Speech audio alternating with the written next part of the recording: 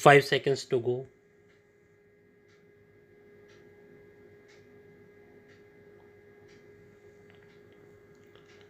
Start.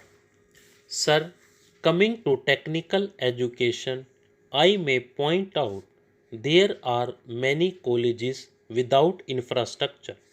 Several colleges have been running without any facilities.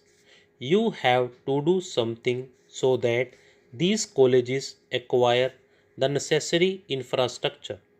NPE also spoke about the capitation fees charged by these engineering and medical institutions. In the interest of maintaining standards, etc., commercialization of technical education should be curbed. The All India Council of Technical Education has been given this task, but today 8 engineering colleges in Bihar, 27 in Karnataka, 52 in Maharashtra, 22 in Tamil Nadu, and about 5 medical colleges in Karnataka are still collecting high capitation fees. You have promised to bring forward a central bill, but so far it has not been brought. More and more such colleges are proliferating every day. In Maharashtra, particularly, there is a mushroom growth of such technical institutions. I would like to know whether it is advisable to allow such institutions to come up. The minister should ponder over this.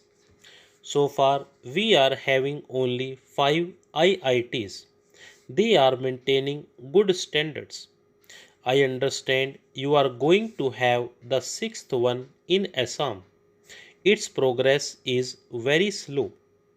When I went to Assam, the Assam Chief Minister said that only the site has been identified but no progress has been made.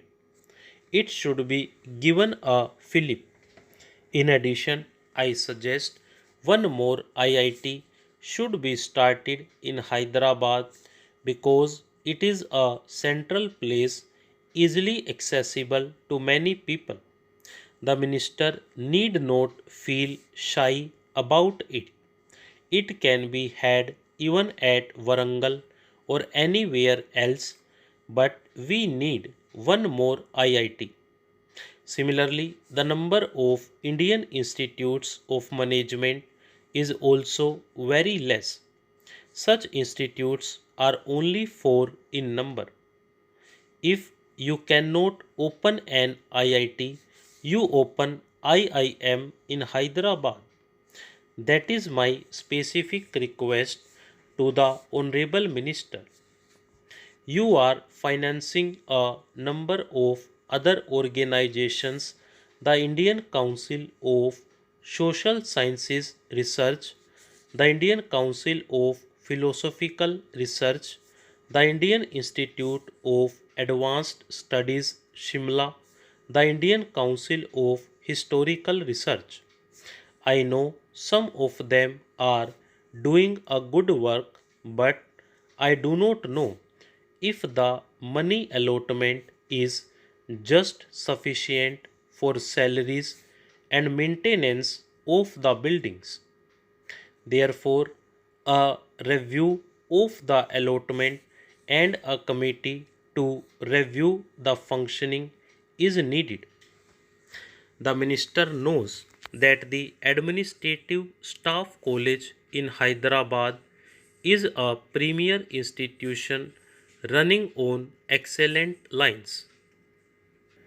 But you have given just rupees 2.5 lakhs as grant in this year's budget.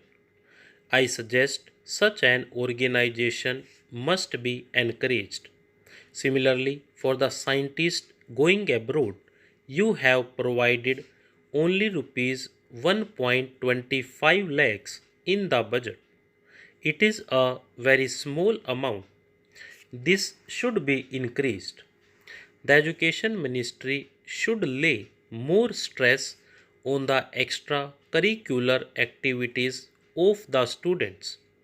Study tours, excursions, the NCC and the NSS should be given encouragement. The earn as you learn has also to be encouraged. It has not picked up in our country, but we should give more encouragement to this scheme because in a poor country like ours, there are many students from the middle class families. If you can introduce a scheme like Earn as you learn, at least in some centers on an experimental basis, that would be helpful.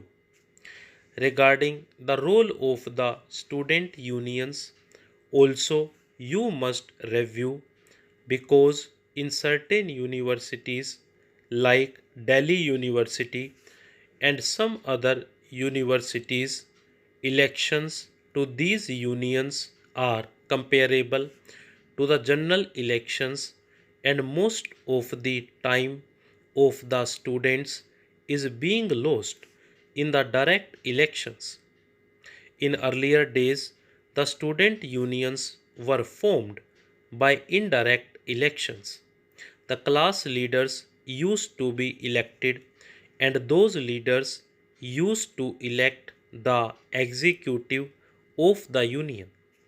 Whether we should go back to that system should be examined because of the role of the students' union. I do not want abolishing of the unions as a whole, but a different method for elections to these unions must be examined. Then I strongly oppose any move for an all India service in education. If you have got any thought like that, we will firmly oppose it, and all the non Congress states are opposed to any new all India service, particularly in education, because teachers going from one place to another would not help. It will not help at all. Regarding adult education, also the literacy rate in 1951 was 16% and it has just come to 36% in 1981 after 30 years. Just you have 20% increase. There are still 425 million illiterates in this country, and if you take the 15 to 35 years age group, they are now 210 million. It is a very explosive situation. You must do something to remove adult illiteracy.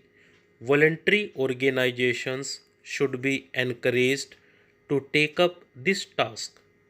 Stop.